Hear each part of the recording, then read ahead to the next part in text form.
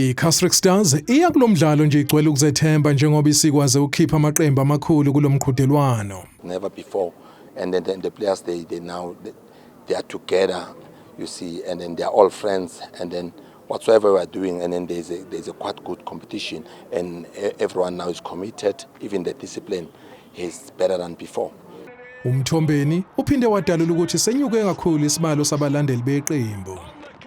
Kesdrick now is known. Even now, I think we can also recruit a lot of sponsors, and then people now love Kesdrick. And if I can tell you now, we've got more than 5 buses that are going to Durban Plus.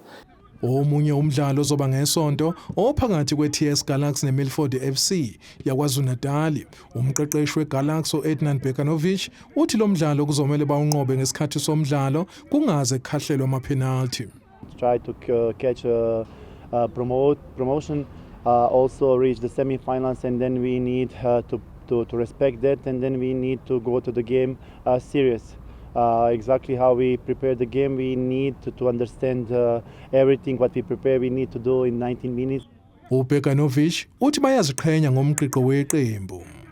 I think face us on good way, show the quality, and then we sort all 3 games, and then we score the goals, and then we protect our goals properly.